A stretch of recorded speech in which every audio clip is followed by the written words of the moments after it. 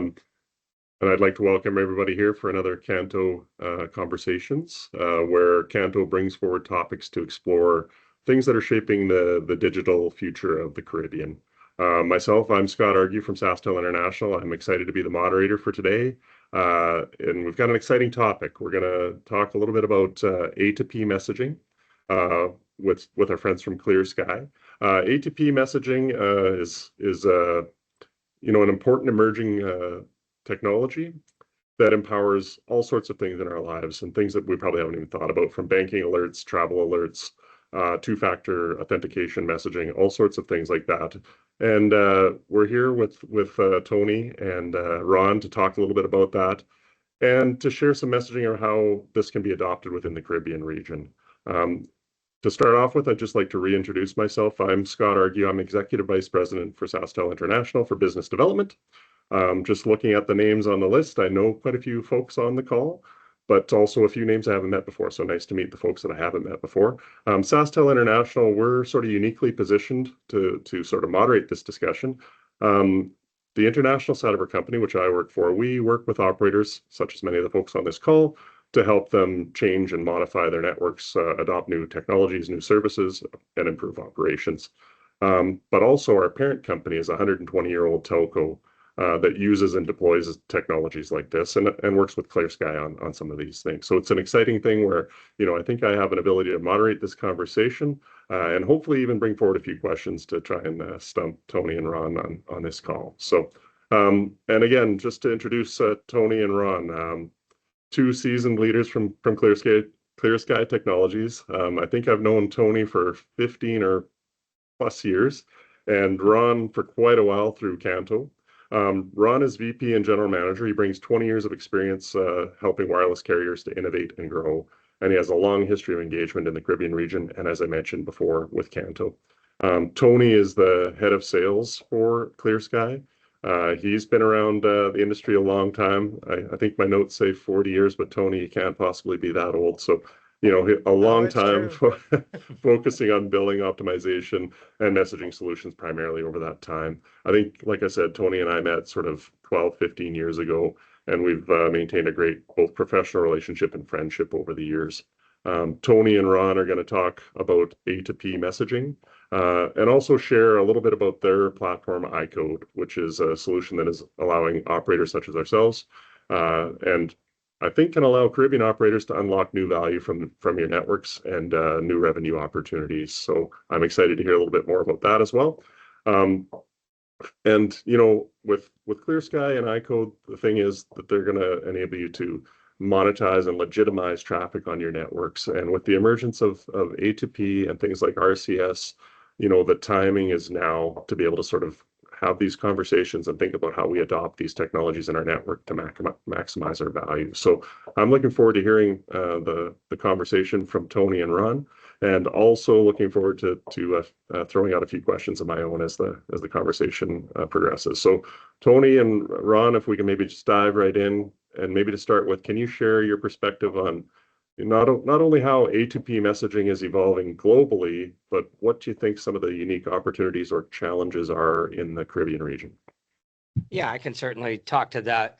I was going to talk a little bit real quick just about Clear Sky and who we are. So, we've been around for next year will be our 25th year. So you'll see some big things coming as we talk about our 25th anniversary.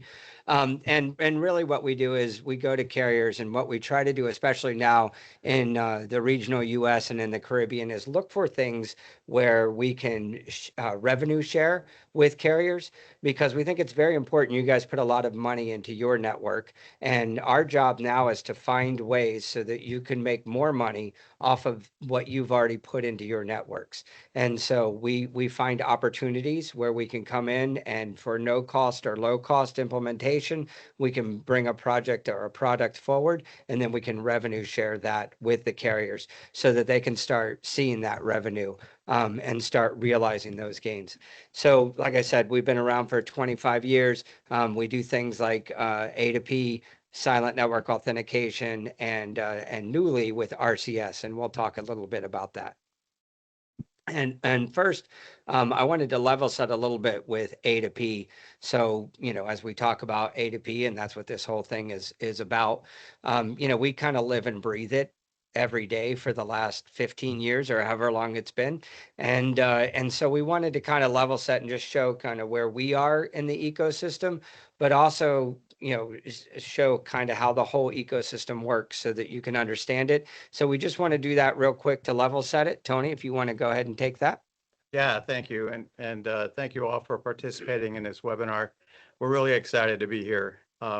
So one of the comments we got when we were preparing for this webinar from CANTO was we shouldn't assume that the folks that have registered are all subject matter experts on A2P. So I thought a great way to level set would be to actually put up this diagram which shows the ecosystem for those of you who might not be familiar with it. And so essentially, I'd like to just do from sort of a north-south kind of review of what the ecosystem actually looks like. So if you start at the top, that's where we've got what we call the demand partners. Others might call them the brands or enterprises. They're all synonymous terms, but essentially they're vertical markets.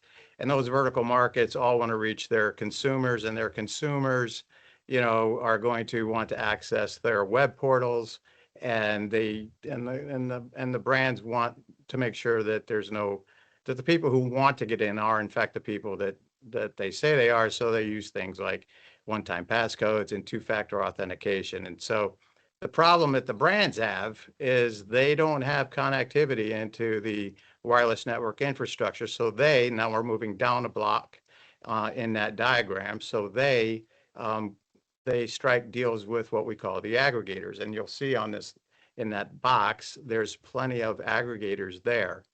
And some have regional focus, some are national focus, but all of those aggregators serve to do have contracts with the brands, and then they receive the messages from those brands and then send them downstream, ultimately to the mobile network operators. ClearSky sits underneath that box with our iCode platform. And that, if you were to ask the aggregators how they sort of view ClearSky, they would see us as a carrier, right? If you look from the bottom up, from the operators up toward us, they see us as an aggregator's aggregator. And so there are certainly carriers out there in the Caribbean and elsewhere, around the nation and the world, where they have direct connections right from the aggregators right into their network. And so you might say, well, why don't I just do that? Where's the value add for ClearSky? Why do I need ClearSky? And if you look into that box of our platform, it's more than just having network connectivity, right? So there's things like onboarding and campaign management and net settlement and those kinds of things. And those are all vital things that you could do on your own, but takes resources to do that. So we're like A2P messaging in a box, and that's a really good thing. And it takes a lot of burden away from, the carriers who are already resource constrained. The bottom box, and I've got a few different client types in there. So there's carriers, there's MNOs, there's heavy MVNOs, and there's OTTs, the over-the-top guys. The carriers are different. I differentiate the carriers from MNOs. Carriers are more like they offer more than one service. So they offer internet, they offer cable, and they also offer wireless. MNOs are purely a wireless play, mobile network operator, and then you've got heavy MVNOs. Heavy MVNOs are like mobile network operators, but they don't have the RAN. They don't have the radio access network. And so the best example I can give you of that is, Dish used to have Boost as an MVNO. Dish sold their spectrum and their licenses to AT&T, and that left their MVNO Boost basically as a heavy MVNO. So they're using AT&T's RAN, but they have all the other network infrastructure that an MNO might have. And then everyone's familiar with the OTTs. So one other point I wanted to make, we do have customers that have existing relationships with, say, an Identidad or a Vibes or a Cineverse, but they don't have relationships with all the aggregators. And that's okay up to a point, but what you then introduce are what I call holes or gaps in your ability to deliver comprehensive A2P messaging, right? And so even if you have those relationships, and I say the generic you, any operator, whether they're in the Caribbean or in the US or Canada, whatever, they can still contract with ClearSky, and we fill those gaps, giving them the operators a more comprehensive way to deliver, the whole cadre of A2P messages to their subscribers. And Yeah, that's probably more than Ron wanted me to say, but that's all right. he likes to do a lot of the talking, so. No, it's good just to sit back and get paid for it. I like it. So yeah, so that is where we sit. And as Tony talks about it, filling in the gaps is something that we do for a lot of carriers, and something that we do for some of the carriers that are on this call, and maybe they're not even sure that we do that. So yeah, so we do have relationships with all the major aggregators, and we bring that traffic to carriers in the U.S., Canada, and in the Caribbean. And the Caribbean is really where we want to focus coming up in 2026 a lot as well. So one of the question that Scott asked, I think, to kind of kick this all off was, the continued growth of A2P messaging and kind of where it all sits, right? So if you read the trades, they talk about, A2P is going to die, and SMS is going to die, and there's going to be all these other things that replace it. But they've been saying that for, a decade and a half. And in some instances, it's true when it comes to P2P SMS messaging, for instance, and even A2P SMS to a certain extent in the Caribbean. Things like WhatsApp have kind of taken over that and are a big part of that. But globally, we see RCS is coming, but we also see an increase in the amount of A2P traffic because more and more enterprises are starting to use A2P. I don't have my phone next to me, but like you guys, I usually do. And so, having communications with your subscribers, or brands having communications with their customers, it's so powerful to have it right there at the device level, right on the native inbox where you're talking on your device. Sorry. So I think that, it becomes very important, and we're seeing more and more A2P traffic go through. Now there is going to be a changing of that as we move towards silent network authentication, or we move towards RCS a little bit more. But right now we really need to take back over that A2P revenue in the Caribbean. I spend a lot of time going to different events, and one of the events that I go to is the Mobile Economic Forum, and they are in, they go to Africa, they go to Europe, they go to the US, Canada, and right now they don't have a presence in the Caribbean, and we're working with CANTO to try to make that happen. And the reason why that's important is because not only do you want your subscribers to trust A2P, and we've all seen a lot of spam and fraud, and we'll talk about some of that, I'm sure. Um, but you also want the enterprises to have a trust. And so you want those enterprises to know that when they're sending something, it's getting delivered to who they think it's getting delivered to. There's a high deliverability rate, whether those people have SMS turned on or not. And then also, there's a thing called artificially inflated traffic that happens a lot to enterprises when they operate in the Caribbean. And that's just them paying a lot of money for messages that aren't really getting to where they're intended to go. So these are things that we're trying to bring different organizations in, and we're trying to show a spotlight on, so that we can get the Caribbean making as much money as possible off of A2P revenue. So Scott, hopefully that kind of answered that question, and to tell you kind of where globally we are, but then also, what we're trying to focus on in the Caribbean. Yeah, no, thanks, Ron. And what do you think from a market opportunity in the Caribbean region? What exists for A2P from a marketing opportunity in the region?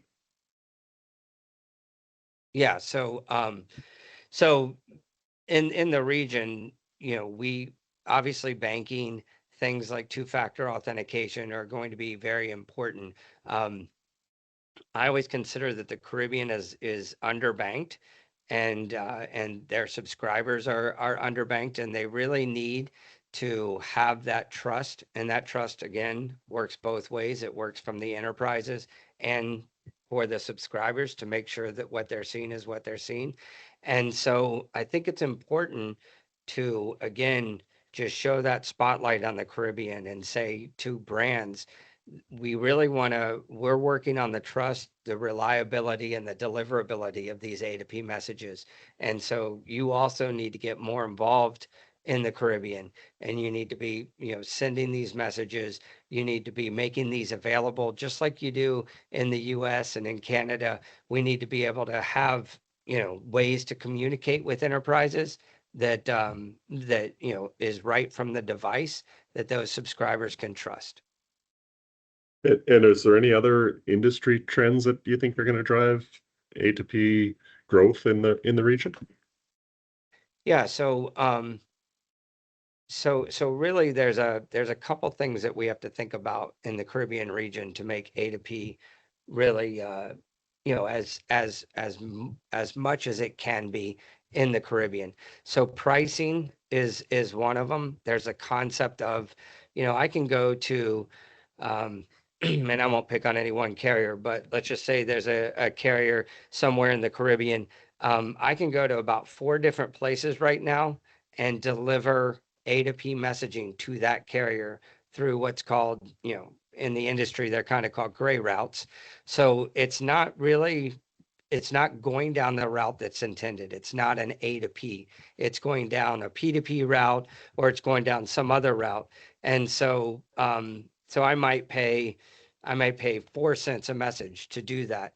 And then I'm paying it to somebody who then pays 2 cents a message to someone, who then pays 1 cent a message to someone. And then by the time it gets to a carrier, they're only getting 0.005 for this message that originated with me paying 0.004.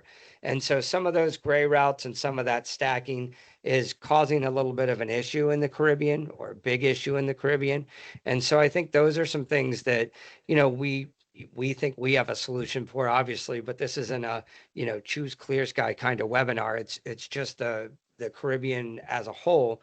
And it's one of those things that as a carrier, I would really look out for. How many connections do you have to your SMSC? How many people can get to your carrier? And then how can you minimize that?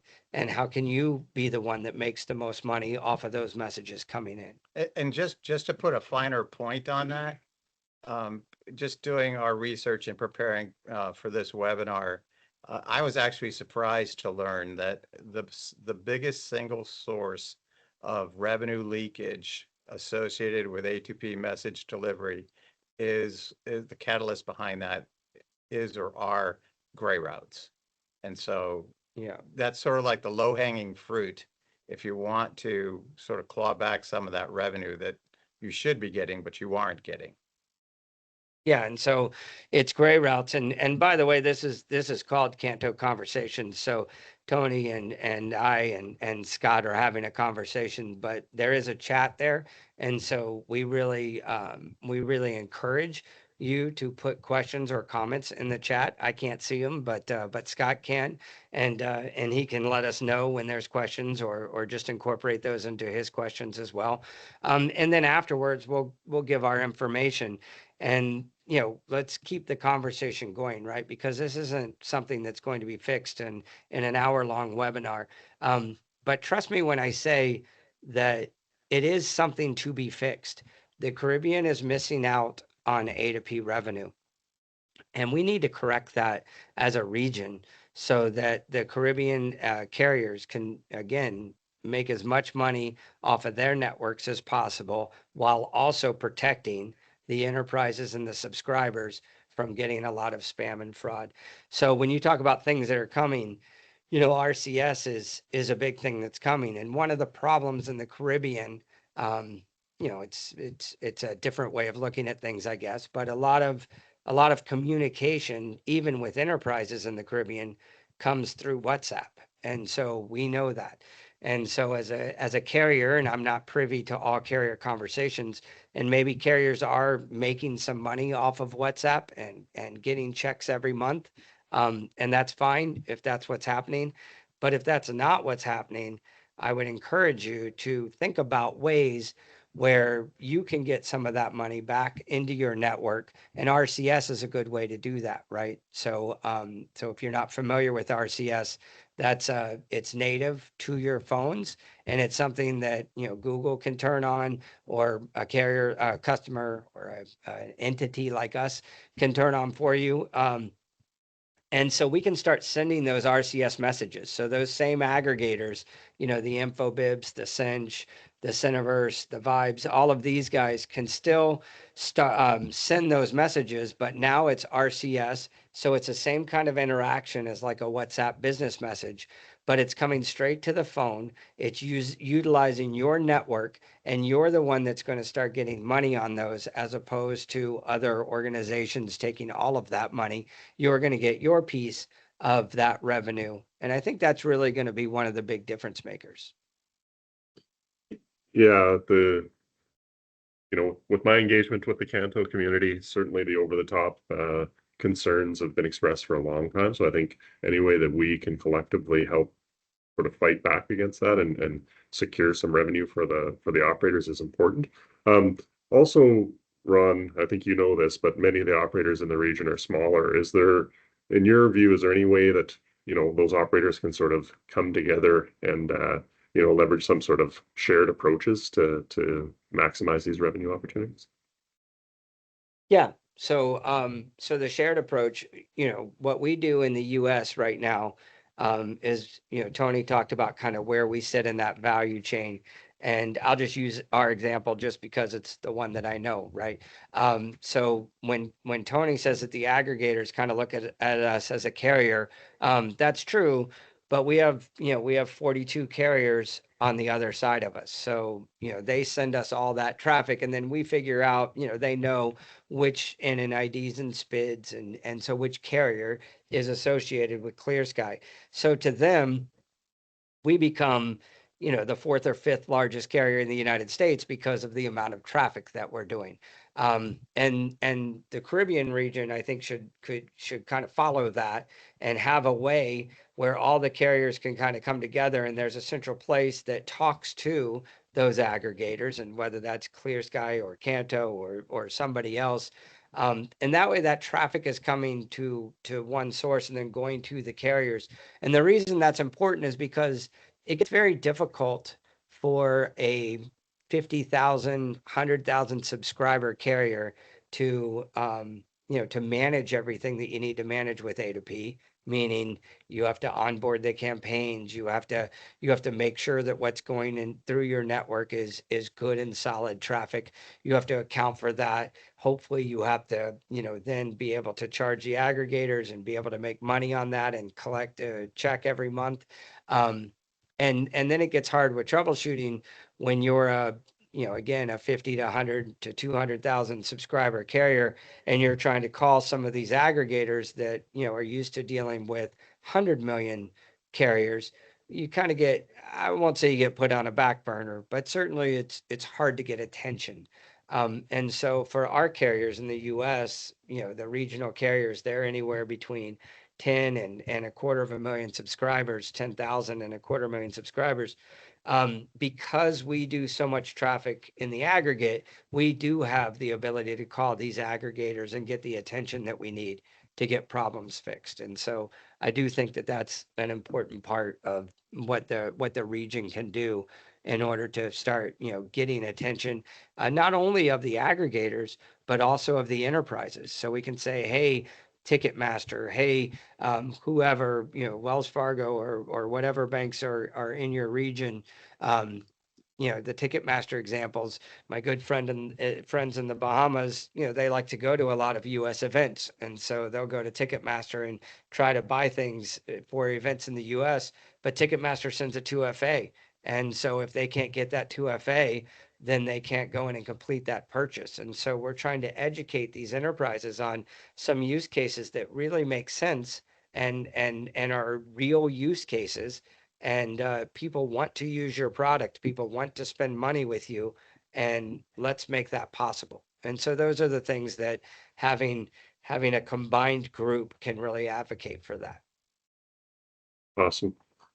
Maybe further on the industry vertical. So you mentioned Ticketmaster as an example and spoke about banking, but I know a lot of the operators and a lot of the folks on this line, local economy is stimulated heavily by tourism. Anything in the tourism vertical that you see as a tie-in to A2P messaging, or are there other verticals that you see in the region that are going to drive business and adoption in that space? Yeah, so I'll answer that one and then I'll let you answer the next one. Or do you want to answer that one? Well, I have some thoughts. Go ahead, let's hear it. So It's a conversation. it's a conversation. Excuse me. So, and I don't know this with 100% confidence, but I would imagine that many of the folks in the Caribbean find it difficult to purchase the products that they want, and just because there aren't that many stores like, you know, Best Buys and whatever. I just speaking as a consumer myself, I would much rather buy products from Amazon. They deliver real time, not real time. They deliver quickly. They have a great return policy, and it's a great way to procure products that you need for your household or whatever. Um, if every time you try to log into Amazon, they want to know who you are. They want two-factor authentication. So I would say retail in general is a vertical, and Amazon specifically would be a brand that would, I think, benefit the Caribbean operators. And then, also healthcare is a big deal. And if you want to get access to, your healthcare provider, at least in the U.S., they have very, very strict guidelines. They call it HIPAA. Don't ask me what it stands for, but it means you better be able to identify yourself, or you're not getting access to your own records. And they go through great lengths to make sure you are who you say you are. And so, that's a vertical that I would imagine would be of interest to the Caribbean operators as well. As for tourism, you know, you can't check a flight that you might have tickets for or anything like that before, unless you get authorized through a one-time passcode or something when you try to access, their web portal. So those would be the two that I would have top of mind. Yeah, and those are good Two or ones. three, actually. Yeah, and tourism is important, right? So I always think of different use cases when it comes to tourism. But another thing, and I didn't want to get too far into the webinar without obviously mentioning the hurricane and some of the disasters that are happening right now that we're seeing on the news in Jamaica and in Cuba and now probably since we started this hitting the southeastern part of the Bahamas. So obviously our thoughts are with those people. We thought about maybe canceling or moving this webinar, but we wanted to go ahead and finish this and record it and send it to people that might not have been able to make it because of what happened. But during these times of disaster, I think about how A2P could be used too, right? Is there a way that you could text help to a certain code, and then that way the governments of those countries would know that you need help, or would know that there's flooding in this area or some kind of response? And there might already be something there.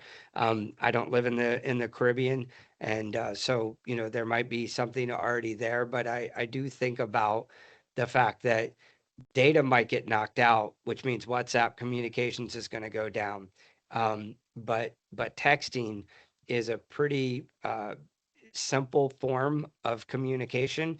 And when so many cell towers are down and there's so much congestion, texting can be a way that literally can save someone's life. So when you start thinking about A2P and how could it help, there are a lot of enterprises out there that we could think about use cases for, and we can talk to those enterprises on behalf of the different countries and what they think would work.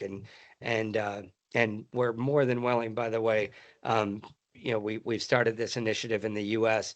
of getting boots on the ground of where we are, right? So if we need to go, we go to the Bahamas frequently because it's very close, but we can get to anybody that wants to sit down and have a conversation. We're happy to do that over the phone or in person, country. right? But also, think about, is there a way to make texting for these disaster times? Is that something that we could do more if there's some kind of closures or issues on the street or crime or anything like that? Using A2P through texting could be a really powerful way for governments and other officials to get in touch with the citizens that actually live in that country. Yeah, good points. And yeah, our thoughts and prayers are certainly with folks that are being impacted by Melissa right now. Um, you talked a fair bit about the opportunity, Tony and Ron. What do you see as maybe the challenges to trying within the region to try and grow and capture some of that opportunity? Is there, sort of technical limitations, regulatory limitations, other challenges? Yeah, sure. So some of the challenges can be, um, we talked about size, right? So when you're talking to enterprises, when you're talking to aggregators, size does matter, and they do look at how much effort is it going to take, as opposed to, how many subscribers am I going to be able to touch. So I do think that's an obstacle that we can have. The other obstacle is, the not so small elephant in the room, which is WhatsApp, right? So WhatsApp, that's the way a lot of people communicate. And just on the conversation piece, Tony and I were talking on the way in today, just about the texting. And yes, we know that a lot of people in the Caribbean don't text each other. It's almost like here in the US, when I talk to aggregators, they'll show me slide decks and they'll do other things, and they talk about WhatsApp all the time, and it drives me crazy because it's not the market. Like, the US just does not use WhatsApp. And the reason the US doesn't use WhatsApp is because SMS is so cheap. It's included in everything that we do. There's really no reason. If you have a phone, you're able to text. And so I know that's not the case, at least not for every carrier in the Caribbean. I did some checking over the last few days just of all your websites, and, is texting included? And some plans they are, but some plans they aren't. And I don't know what you do with A2P texting. So if I'm a subscriber and I get a message from, Ticketmaster or someone else with a two-factor authentication, does that count against my bucket? Like, I actually don't know that. And that's another conversation I'd like to have. Whereas if we're sending things down the correct A2P route, we make all those free, and those don't count against your bucket because you're getting paid for those from the enterprise. And so you don't really want to charge the customer for them, because we're going to charge the enterprise for them. And the more we can get enterprises aware, the more we can get your subscribers used to using that text, even as a just to go back and forth with enterprises, I think would be really good. And it would really cut down, Tony had a lot about fraud and spam. And it would really cut down on that, because with WhatsApp, there are certainly easier ways um, to have it reach the person that you're not intending it to reach. Where SMS, the person has the phone, and there's ways that we can make sure that it's going to the right person. So I think those are just some of the obstacles. Did you have some? Yeah, yeah. And so when I look at revenue as a problem for regional operators in the Caribbean, I see it through two different lenses. There's incremental revenue, right? Which, I think the best way to go after that is some of the things that Ron has talked about, but also positioning yourself for RCS as well, because, like it or not, that is going to, it's going to be a part of the ecosystem, and you need to participate in that, or you're missing a an incremental revenue opportunity. The other way I look at it is, let's talk about WhatsApp, like Ron was saying. Um, Based on my research and analysis, it seems fairly easy for me to say this, and I am not privy to all of your expense structures, right? I don't know what it costs an MNO in the Caribbean to maintain, an SMS infrastructure. I'm told it's not cheap, and it is what it is. But and obviously WhatsApp, they don't have that, right? But what I'm saying is, if you could somehow claw back some of that revenue, one way I would want to do that one of the traffic, I shouldn't say revenue, claw back that traffic from WhatsApp. There's two things that I think you could do that would help you in that regard, right? One would be to lower your pricing that you're charging the brands for delivering the A2P messages, because WhatsApp's charging probably anywhere from 30 to 40% less than what the operators are charging. So that's real. And if you're a brand, I mean, that adds up. I mean, we're in a business where we charge, fractions of pennies per message, and we make a lot of money. There's huge invoices that go out, every month to a variety of customers. So if they could just get a little bit more competitive, I'm not saying match them dollar for dollar, penny for penny, fraction of a penny for fraction of a penny. But what I am saying, you need to get a little more competitive. And then the way you offset that, because then they're going to say, well, still, I get it cheaper with WhatsApp. Yeah, but then you play the differentiator card, and your differentiator card is, the WhatsApp customer, that whole delivery process is a low trust proposition. The mobile network operator is a much higher trust, right? And if you want to even make it even better than where you are now in terms of the trust factor, you combine that strategy with also silent network authentication, and then you make it bulletproof. And so, you do those things, lower your price a little bit, increase the trust factor, and make it bulletproof. The brands will come to you, and they'll Right. want to do that. And I'm sorry, go ahead. yeah, and when you're talking about making you're talking about the pricing, right? A lot of times the pricing is because someone else is, like I said before, someone else is charging and charging and charging. So the carrier itself might not be the one that they might not be the one that's charging a lot of money, but it's costing the brand a lot of money. And I think that's the problem.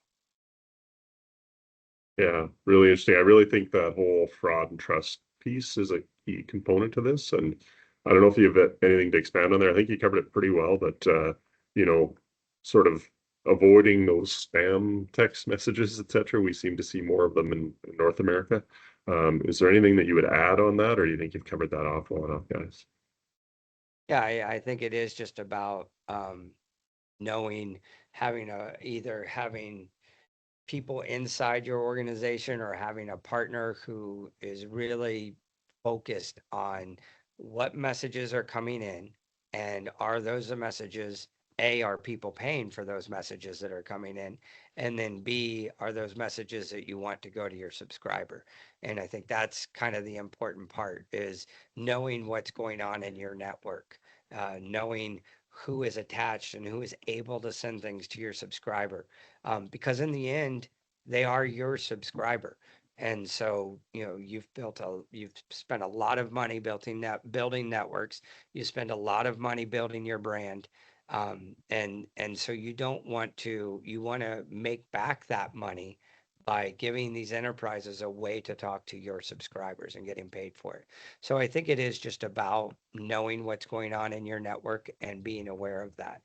And I think that's an important part. And whether you do that through partners such as Clear Sky, or whether you do that through in-house organizations, is obviously up to you and the ROI that brings. Awesome. Um, you've talked a fair bit about RCS, but there's also RBM, or rich business messaging, that sort of builds on top of RCS. Can you maybe expand a little bit on RBM and how you see that impacting, A2P communications over time? That's Ron's home run swing. So Yeah. this being the World Series, I'll let him take it. Yeah. So I did just get back last week from Google's RCS World Tour, and so that was in New York City last week. And so we are partnering with Google and talking to carriers about how can they get RCS up and running. Um, and really, there's a couple ways. One of them is to wait for Google to contact you and say they're ready. The other way is through organizations like Clear Sky. But but yeah, so enterprises are moving to that model for a lot of the reasons that we just talked about. So it is end-to-end encrypted. There is a lot more you can do with an RCS message, and it's a lot like WhatsApp for business, right? So WhatsApp, you're able to go in and you're able to see some cool graphics and interact in a way and see suggested text. You're able to do all that on WhatsApp for business because of the way that's built. But you can do all those same things with RCS. And so right now, RCS is kind of the darling of North America, right? It's just starting to come in. AT&T, Verizon, and T-Mobile have all said yes, we'll allow it. And RCS has been around for a while. I have RCS is older than a couple of the kids that I have, and because it really they've been talking about it for 15 years, but now we're finally at a point where it is coming. And so we have fine relationships with the aggregators like an Infobib, a Cinch, a Cineverse and Cisco. And so as we're going to them and saying, hey, we have carriers that we want to turn on for RCS for business, we can say not only are they in North America, but we also have carriers in the Caribbean, and just get the enterprises, ready and used to hearing that they have options in the Caribbean, that they can go and they can reach those subscribers through RCS. And with every RCS for business message that you get, that your subscriber gets, you're going to get some revenue from that. So unlike the current model, it takes the carrier network in order to do that. And actually, let's be honest, it takes the carrier network, for WhatsApp to happen too, right? But it takes the carrier network for Google to send those RCS, but now you're going to get paid for that. And you can use that, not only to make revenue off RCS and those enterprises, but you can also maybe finally use that to go to some other OTT providers and say, hey, we're going to start really going to RCS for these enterprises unless you start sharing some revenue with us. And so that just might give you another little feather in your belt there to go to these guys and give you some leverage to start talking to them. Well, and just to add on to that, um, in this industry, everybody talks about ARPU, right? Your average revenue per unit. The average revenue per message, when you compare RCS to A2P, and the pricing hasn't been fully settled yet, but because the hang up they've got basically three different types of price points, which are driven by three sort of specific types of RCS messages. The one that's the most intriguing to me is what they call a conversation, right? And a conversation, that they're a little, they're kind of debating on how best to price that, because Right. it's messages going back and forth and back and forth. And well, how do you define a conversation? Is it 5 messages? Is it 20 messages? Is it based on time? And but once we get to, I'll say very robust RCS pricing, there'll be three different items on the menu, and all of them are going to be paying more to the carriers than what you're making now on, what we'll call vanilla, A2P or vanilla SMS. Yeah, I think that was the big thing that I saw in New York was just, um, you know, there was a RCS, and if anyone's interested on what an RCS message looks like, I can certainly send you one. You can get in touch with us, and if your carrier has it for Android, which it probably does, Right. we can send you an RCS message, and you can see how it works. But it was crazy because the RCS world, there was an A to, I mean, a RCS for that, and then you click it and it says, do you want to see the speakers? And then boom, there's a carousel that has all the speakers, and all of a sudden I'm engaged with it, and next thing I know, I've sent 17 messages back and forth, right? And so that's great for the brands. Now they're engaging your subscribers in a way that they've never been able to engage your subscribers before. But it's also great for you because that check that we're going to write to you or someone's going to write to you is just going to get bigger and bigger. It's not a one for one for A2P, it's a 5-to-1, it's a 6-to-1, it's a 8-to-1. And so that's what I see as exciting coming in the next in 2026 for sure. And Interesting. like Ron was saying, it's definitely available on Android. And if you do have an iPhone, it'll work. RCS will work on your iPhone. You just need to be on the right operating system or the right release level, not operating system. They're all on iOS, but you need to be on iOS 18 dot whatever. Anything below that in RCS will not work. Yeah, and then your carrier actually has to have some specific things to make Apple work. So it's and that's kind of what we're doing in the entire ecosystem. So I shouldn't have got out of the dugout. yeah, well, that's all right. So yeah, so it's a conversation. So Yeah. so we do see that there are some things on the horizon that I think are going to be big for this region, and I think I think if you go to it with if we approach it, and that's why these conversations are so important. I'm kind of joking about it here and there, but they're so important, and things like Canto, if you go to Canto, have these conversations with your peers. What are you doing and what's best for the industry and what's best for our region. And this is a hard sell. But maybe it is that you take a little haircut on SMS, P2P, SMS, even net for now or whatever, for the greater good of having that revenue come in, and then building that ecosystem out so that enterprises are not only okay with coming into the region, but are excited coming into the region, knocking on your door to come into the region, saying, "Hey, we want to be a part of this, and we see the change and the trust and the reliability, and we want to be a big part of that." And then watching those revenues increase. Yeah, and you went there a little bit, but one of the questions on the chat line is, how can Clear Sky help with enabling RCS and RBM on the handsets themselves? And I know you mentioned sort of where Google and Apple is, but is there anything you can add there? Yeah. Yeah, so we are working with Google right now. We have a project with a carrier called Strata Networks here in the U.S. And so what happened, I don't want to get too far down in the weeds. I don't know how much time we have, but what happened is Apple did not allow RCS on their devices for a very long time, and then Apple decided to allow, once the European Union sued them, but decided to allow RCS to work on their phones.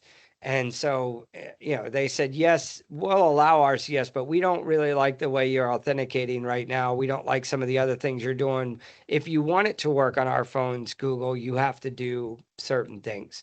And so now Google, who really does want it to work on Android and Apple phones, has to go and redo a lot of their implementations. And so they understand that that's a very daunting task to do.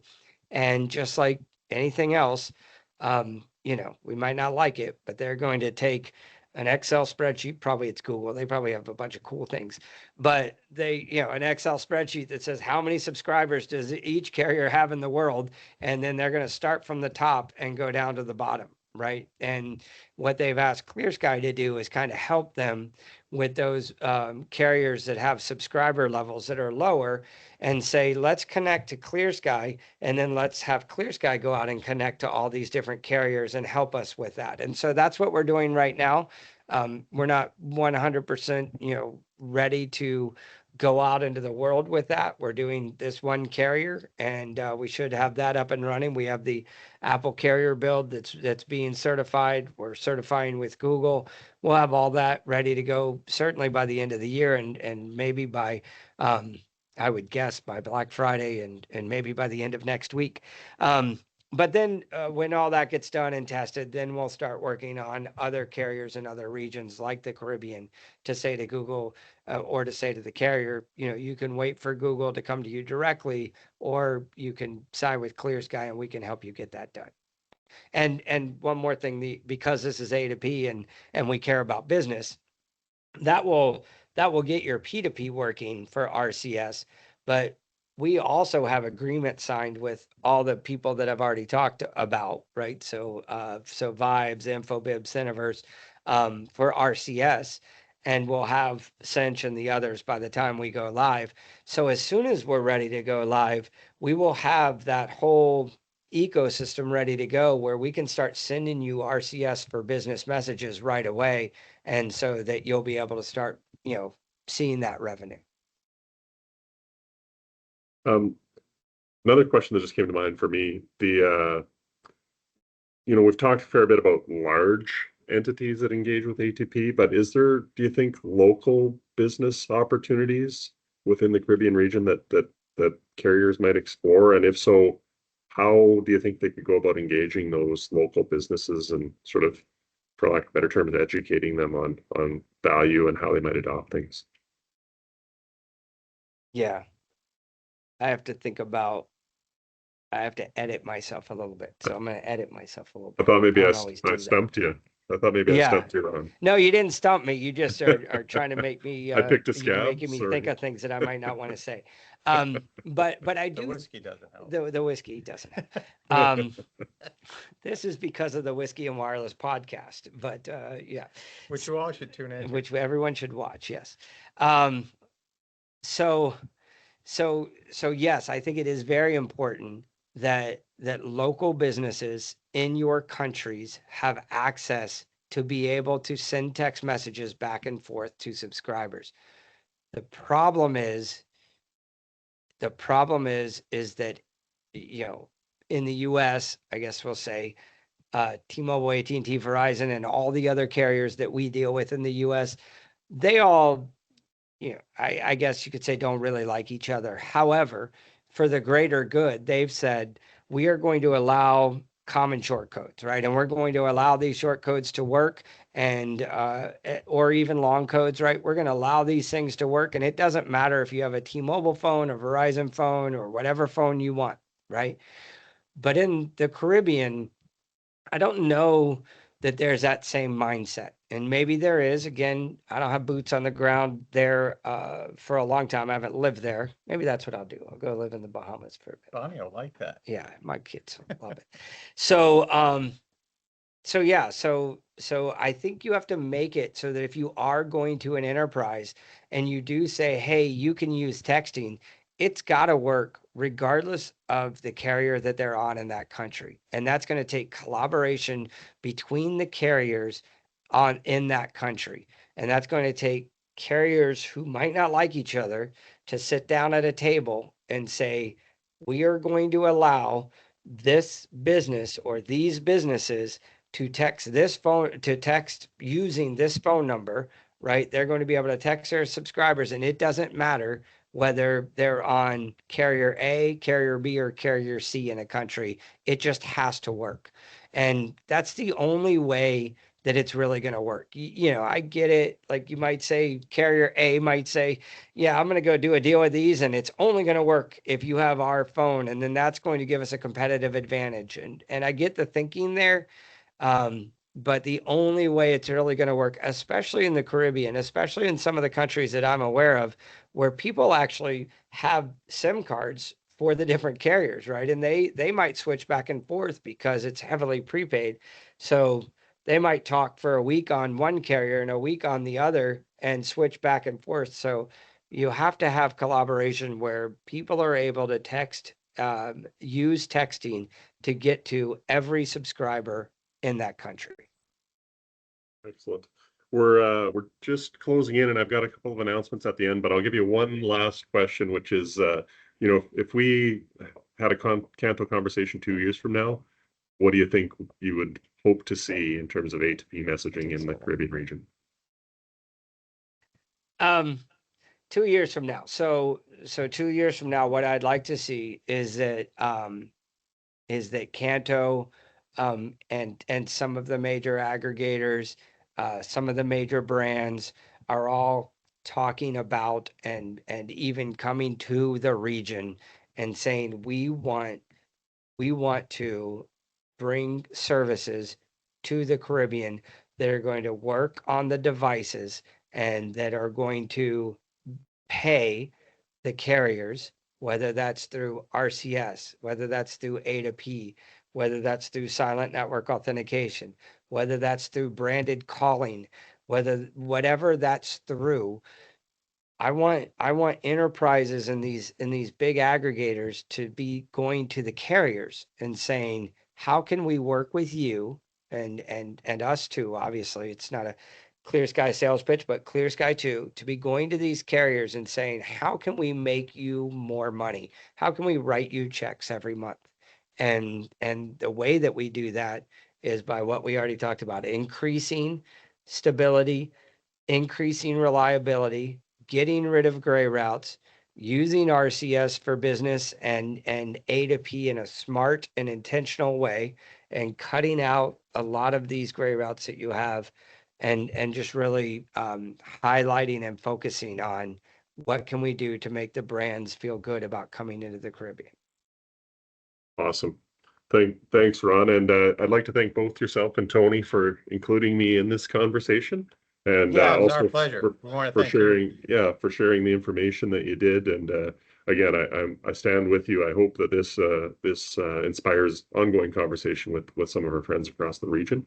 Right. Now, to transition and close this off, I've got a couple of announcements. So both of them are mark your calendar events. So coming up on November 13th, there's going to be another Canto conversation focused on call-based fraud in the financial services sector. So if you go to the Canto website or socials, you'll be able to see and be able to click to connect and get in on those future conversations.